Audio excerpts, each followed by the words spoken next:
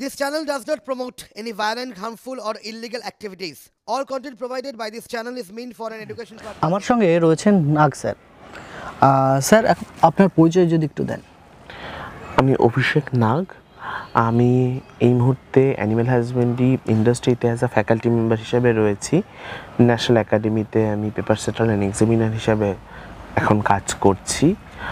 বেশ কিছু private college like ম্যাকআউট, প্রণবন্ধন টেকনিক্যাল ইনস্টিটিউট, সেখানে অ্যাজ আ ফ্যাকাল্টি হিসাবে রয়েছি। অ্যাসকিতে রয়েছি অ্যাজ আ ফ্যাকাল্টি মেম্বার হিসাবে। এভাবে এগুলোর সাথে অর্গানাইজেশনগুলোর সাথে কাজ করছি। স্যার আমাদের বেঙ্গলে আমরা পশুপালনের ক্ষেত্রে কোন কোন পশুকে বাঁচতে পারি?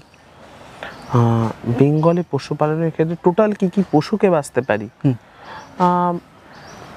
সমস্ত কাজই তো হতে পারে, এরকম নয় যে কোনোটা হয় না। আমাদের ওয়েস্ট বেঙ্গলে খুব ভালো গোটার ইউনিট হতে পারে পার্টিকুলার কিছু ব্রিড ভ্যারাইটিকে নিয়ে। আমাদের ওয়েস্ট বেঙ্গলে খুব ভালো ডেয়ারি ইউনিট হতে পারে প্রপার কিছু ভ্যারাইটির গরু নিয়ে। আমাদের ওয়েস্ট বেঙ্গলে পিগেরি ইউনিট ভালো হয়। শিপ রেয়ারিংটা ওয়েস্ট বেঙ্গলে বেশ কিছু ভ্যারাইটির শিপ নিয়ে ভালো প্রফিটেবলভাবে শিপ রেয়ারিং করা সম্ভব। আমাদের ওয়েস্ট বেঙ্গলে অ্যাজ আ পোলট্রিদের মধ্যে ঢুকে যায় টাইপস অফ ভ্যারাইটির বার্ডসকে পোষা যায়, মুরগিদের পোষা যায়। হাঁস অলওয়েজ প্রফিটেবল, সেগুলো আমাদের ওয়েস্ট বেঙ্গলে কিছু পোষা যায়।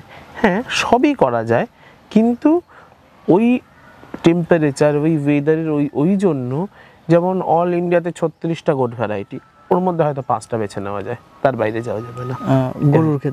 গরুর ক্ষেত্রে যদি আমরা বলি, গরুর ক্ষেত্রে অল ইন্ডিয়ান ভ্যারাইটি হিসেবে যদি গরুকে হিসেব করা যায় তাহলে 27টা মতো ভ্যারাইটিকে পাওয়া যায়। এবং বেঙ্গলে কি করা যাবে? বেঙ্গলের যদি ডেয়ারিতে যাওয়া যায়, বেঙ্গলে শাহিওয়াল খুব ভালো হবে। বেঙ্গলে জার্সি বাইরের ভ্যারাইটি হলেও বেঙ্গলে খুব ভালো দেখা যায়, করা যায়। আমাদের এখানে গির ভালো হবে, থারপারকার ভালো হবে, রাঠি ভালো হবে, অনেকগুলো। আর বেঙ্গলের নেটিভ যে দুটো, সে দুটো তো হবেই। বেঙ্গলের জাতটা কি? জেবু আর নাগরি, দুটো ভ্যারাইটি পাওয়া যায় বেঙ্গলে, জেবু এবং নাগরি। আমরা কি যেটা খাস বাংলায় বলি দেশি গরু। দেশি গরু। পাহাড়ে গিয়ে আলাদা কিছু আছে? পাহাড়ের একটা ভ্যারাইটি আছে যেটা পুরোটা আমরা ওয়েস্ট বেঙ্গল আন্ডারে ধরতে পারি না, সেটা হচ্ছে দার্জিলিং ডিস্ট্রিক্টে কিছুটা দেখা যায়। সেটা হচ্ছে সিরি ভ্যারাইটি। ওর একটু লোমগুলো একটু বড়, একটু গরুটা রোগা রোগা টাইপের দেখতে লাগে, দেখে মনে হয় যেন জার্সি গরুকে না খেতে দিয়ে রোগা করে ফেলা হয়েছে, এরকম একটু দেখতে লাগে। সিরি ভ্যারাইটি। স্যার গরুর ক্ষেত্রে যখনই আসে না, বেঙ্গলে আমাদের একটা অন্য দিক দেখা যায়। যেমন আমি যে এলাকায় থাকি, ফুলিয়া, এটা একটা গরুর এলাকা, দুধের। সেই এলাকাতে দেখা যায় জার্সি এবং দেশির ক্রস সম্পূর্ণ হয়ে গেছে, কৃষকরা লস করছে।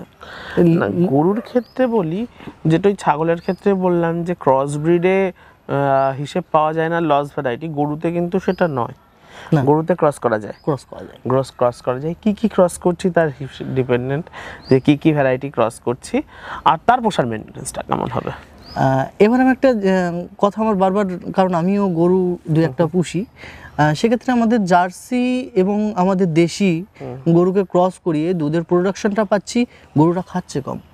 জার্সি যখন করছি বা বাইরের ব্রিডগুলো করছি যখন, তারা বেশি খাচ্ছে, বেশি দুধ দিচ্ছে, কিন্তু কস্টিংটা আমরা কমাতে পারছি না। সেক্ষেত্রে অবভিয়াসলি যখনই ক্রস করছি সেখানে কিন্তু আমাদের গরুতে ক্রস করা ভুল নয়, এটা মাথায় রাখতে হবে। মানে গরু পোষার নলেজ দিয়ে ছাগল পোষা যাবে না, ছাগল পোষার নলেজ দিয়ে গরু পোষা যাবে না। তাহলে গোট ফার্মার বলবো ক্রস করতে নেই, কিন্তু ডেয়ারিতে ক্রস করা যায়। যদি আমরা মানে ক্রস জার্সি বলি, জেবু বা নাগরির পেটের জার্সি বাচ্চা ক্রস জার্সি, তার থেকে আমরা 11-12 লিটার মিল্কিং পাবো, কিন্তু প্রায় দেশির কাছাকাছি খাবে, মানে ছোট আকৃতির মতো খাবে, জার্সির মতো অতটা খাবে না। সেক্ষেত্রে আমরা ওটা ক্রস করতেই পারি, লাভজনক ভ্যারাইটি। দেশির যে দুধটা আমরা A2 মিল্ক বলি, হ্যাঁ, জার্সিতে গেলে কি হচ্ছে, সেটা A2 মিল্ক হচ্ছে না। এবার বলি যে ক্রস, সেটা কি A2 মিল্ক হবে? ক্রসের ভ্যারিয়েশনের উপর ডিপেন্ডেন্ট অ্যান্ড ফিডের উপর ডিপেন্ডেন্ট। ওই যে দুটোর মধ্যে ক্রস করেছি, তার মাদার ইনস্টিংক্ট কতটা এসছে, মাপ থেকে কতটা জিন পেয়েছি, সেটাকে ডিপেন্ডেন্ট সে A2 হবে কি না, তাকে সে অ্যানালাইসিস করে দেখতে হবে। ক্রস জার্সি সবাই A2 হবে না এটা বলতে পারি না, বা সবাই A2 হবে সেটাও বলতে পারি না। কত পার্সেন্ট যে ক্রস, এবং সেই ক্রসের মধ্যে তো কার জিন ডমিনেন্সিতে রয়েছে, মাদার জিন কি ফাদার জিন। ফাদার জিন যদি ডমিনেন্সিতে থাকে তাহলে একটু প্রডিউস করবে না, মাদার জিন ডমিনেন্সি থাকে একটু প্রডিউস করবে। দুধের ক্ষেত্রে যখনই যাই আমরা A2 মিল্ক নর্মাল যেটা A1 মিল্ক, A1 A2, তো আমরা কোনটা বেচতে গেলে লাভ পাবো? দেখুন এটাকে খুব মজাদার গল্প, মানে A2 মিল্ক আমরা এখন ডেয়ারির এক্সপার্টরা বলছে A2 মিল্ক, যিনি ঘরে দুধ খাচ্ছেন ওনাকে আগে একটু বোঝাতে হবে, আমি বললে হবে না A2 মিল্ক। না, এখন আমি বেশ কিছু জায়গায় দেখছি A2 মিল্ক প্রায় 60 টাকা বিক্রি হচ্ছে। সেই ক্ষেত্রে আমাদের চাষিরা কি করে দামটা পাবে? চাষিরা A2 মিল্কটার দাম ইজি হতে পারে যে কোনো সমবায়ের সাথে কানেক্টেড হয়ে, যারা মিল্ক ইউনিয়ন আছে, যারা দুধ কিনছেন, যেরকম আমুল আছে, রেড কাউ আছে, যার যে ভেঞ্চাররা দুধ কিনছে তারা তো ওই A2 A1 মেপে কিনছেন, ল্যাকটেশনগুলো মেপে কিনছেন কতটা আছে, তা সেভাবে কিনছেন। সেখানে যদি দুধ বিক্রি করা যায় তাহলে তারা এই ভ্যালুটা পেয়ে যাবে। A2 মিল্ক আর A1 মিল্ক এই দুটোর পার্থক্য বুঝবে কি করে? খেতে ভালো লাগবে, দেশি গরুর দুধ ভালো খেতে, জার্সি গরুর দুধ ভালো না খেতে, খেতে মুখের টেস্ট। আমরা একসময় বলতাম না, বাড়িতে সব গ্রামাঞ্চলে ছিল, দেশি গরু হবে, কালো গরু হবে, দুধ ভাল লাগবে খেতে, ওই বাইরের ওই গরুর দুধ খাবো না, সবাই বলতাম। কেন বলতাম? খেতে ভাল লাগে, ওইটাই জাস্ট সেন্স। আমি শুনেছি A2 মিল্কের ক্রিম প্রোডাকশনটা বেশি হয়, বেশি, অনেক বেশি। তারপরে ওর ঘিয়ের একটা স্বাদ আলাদা, স্মেলিংটা সুন্দর, কারণ ওর মধ্যে ট্রাইগ্লিসারাইড কমানোর ইনগ্রেডিয়েন্টস থাকে। মানে আমাকে সাধারণ মানুষকে বুঝতে হবে A2 মিল্ক খেলে আমার শরীরের বেশি কাজে লাগবে। স্যার কোন ধরনের খাবার খেলে দুধের A2 মিল্ক পার্সেন্টেজ বা গাঢ়ত্বটা বেশি থাকে? খাওয়ারের ডিপেন্ডেন্ট এটা হয় না, ব্রিডের উপর ডিপেন্ডেন্ট হয় কোনটাতে A2 প্রডিউস করবে, কোনটাতে A1 প্রডিউস করবে। কি ধরনের খাবার আমাদেরকে গরুকে খাওয়ানো উচিত? ব্রিড ভ্যারাইটি যেরকমভাবে বললাম, ওই ব্রিড ভ্যারাইটি এগেনস্টে তার হিসেব হয়, একটা গরুর কত বডি ওয়েট, সে কতটা খাবে, তার কতটা ল্যাকটেশন, তার জন্য কতটা দিতে হবে, এই মুহূর্তে তার কন্ডিশন কি আছে তার উপর ডিপেন্ডেন্ট, এইভাবে হিসেব করে দিতে হবে। গরুর আমরা সবসময় চেষ্টা করি যে কাঁচা ঘাস, যেটা সবুজ কাঁচা ঘাস, সেটাকে খাওয়ানো। আমাদের অনেক কৃষক এখন বিচুলিকে সাইডে ফেলে রাখছে, মানে বিচুলিকে খাওয়াচ্ছেই না, কারণ বিচুলি খাইয়ে কোনো উপকার তারা পাচ্ছে না। একদমই তাই, বিচুলি রাফেজ, খাবারটা হজম করার জন্য সেটাকে ঘষতে হবে, সেই জন্য মানে আমরা ভাতের থালায় খেতে গিয়ে শাক দিয়েই পেট ভরে ভাত থালায় খাবো, ওটা তো ফাইবার হজম করার জন্য লাগবে, তো বিচুলির হজম করার জন্য লাগবে। মানে আমি ভাতের থালায় যতটা শাক খাই, ওর পুরো খাওয়ার থালাটা হিসেব করলে ও ততটা বিচুলি খায়। সোজা হিসেব, খুব সোজা করে মানে এর থেকে সোজা করে আমি অন্তত আমার মনে হলো এভাবে বললে সুবিধা হয়। পশ্চিমবঙ্গে এখন বর্তমানে কোন কোন ব্রিড নিয়ে গরুর খামার শুরু করবে? শাহিওয়াল খুব ভালো ব্রিড, শাহিওয়াল নিয়ে কাজ করা ভালো, রাঠি বা গির সেটা নিয়েও খুব ভালো কাজ করা, আর না হলে যদি কারোর ওয়েস্টার্ন ব্রিডদের পছন্দ হয় তাহলে ক্রস জার্সি নিয়ে কাজ করা। কোটা নিয়ে আদর্শ খামার বা কমার্শিয়াল খামার হবে? সায়েন্টিফিকভাবে যদি হিসেব করা যায় তাহলে আমি যে দুধ দিচ্ছি, এন্ড কাস্টমার কেউ খাচ্ছে দুধটা, সারা বছর আমার গরুতে দুধ দেবে না, সেই হিসাব করে 3টে করতে হবে, 3 বয়সী 3টে হতে হবে, যাতে তাদের অল্টারনেটিভভাবে মিল্ক ফ্লো ঠিক থাকে, তাহলেই লাভজনক হয়ে যাবে বিষয়টা। এটা একটা ম্যানেজমেন্টের একটা বড় পার্ট। মোটামুটি কমার্শিয়াল খামার করতে গেলে মানে এই 3-এর সেটকে নিয়ে এগোতে হবে, তার ওই জায়গার ভ্যালু হিসেবে 3টের পরে 6টা, 6টার পর 9টা, এইরকমই সেট, 3টের সেটটা কিন্তু এরকমই থাকবে, 3 বয়সী 3টে হবে, এভাবে সেটিং হিসাব করে তাকে দেখা গেল 9টা গরু করলে 3টে একবারে দুধ দিচ্ছে, আবার 3টে একবারে দুধ দিচ্ছে, আবার 3 গরুর হিসাব হচ্ছে 3-এর গুণ, মানে 3টে 9 6টা 9 9টা এভাবে 9 18টা সব 3 গুণ করে যেতে হবে, এবং তার লেবার কস্টিং, তার ইলেকট্রিক কস্টিং, এইগুলো হিসেব করে তাকে হিসেব করতে হবে কটা নিয়ে আমি কাজ স্টার্ট করব। সবচাইতে ম্যানেজমেন্ট সমস্যায় ভোগে গরুর খামারিরা, সেই ম্যানেজমেন্ট পার্টগুলো কীরকম কীরকম হয় যদি একটু ডিটেলস বলেন। দেখুন, ম্যানেজমেন্ট পার্ট যদি বলা যায় হিউজ পোর্শন, আমি ছোট করে একটু বলি যে গরুর যদি ম্যানেজমেন্ট সেটা ভাবতে হয় তাহলে দেখতে হবে গরুটার মেনটেনেন্স, তার ব্রিড কোয়ালিটি, তার ল্যাকটেশন, তার ইমিউনিটি সিস্টেম আর তার ফুড, এই কটা হলেই মোটামুটি ম্যানেজমেন্ট পোর্শন তার কমপ্লিটেড হয়ে গেল। অনেকেই কিন্তু বড় আকারে গরুর খামার করতে চায় না, কারণ ম্যানেজমেন্টটা বিশাল টাফ, অনেকেই ভাবে। বিষয়টা ওই অঙ্ক করার আগে যত মনে হয় না যে অঙ্কটা কি করে করব, সূত্রটা শিখতেই হবে, ওটুকু শিখলে সোজা হয়ে যাবে জিনিসপত্র। সবচাইতে আমাদের ওয়েস্ট বেঙ্গলে কোথায় বেশি গরুর খামার বেশি দেখা যায়?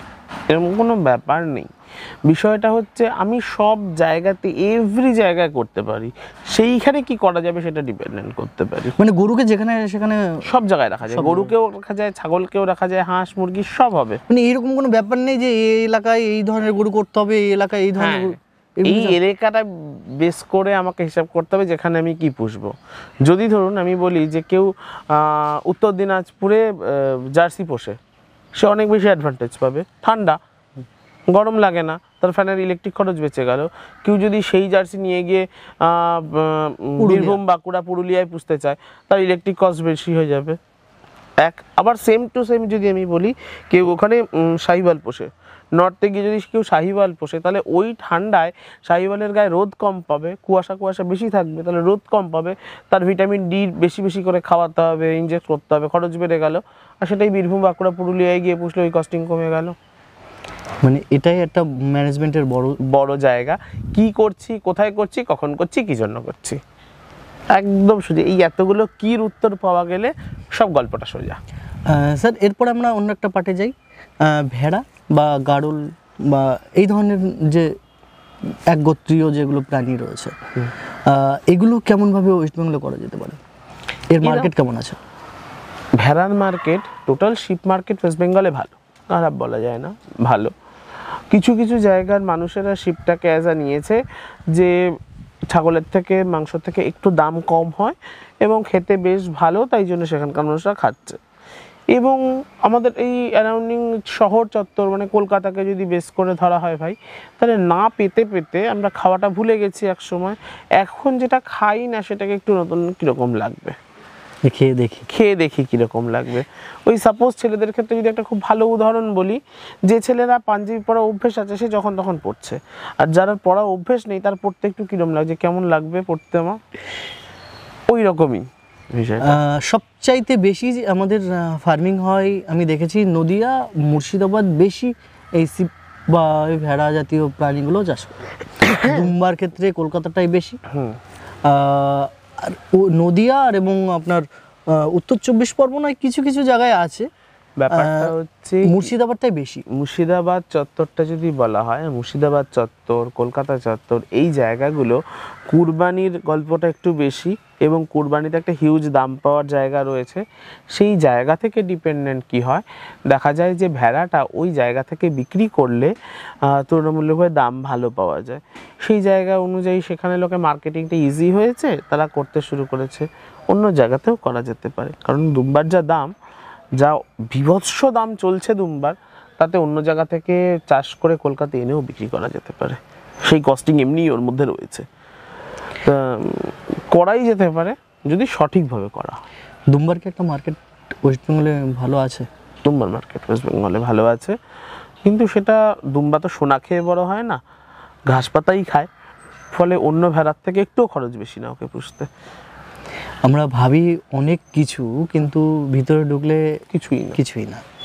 সব কিছু সঠিক রাস্তা জানতে হবে, অ্যাড্রেস ঠিক পেলে পৌঁছানোর জন্য রাস্তাটা জানতে হবে, আর কিচ্ছু না।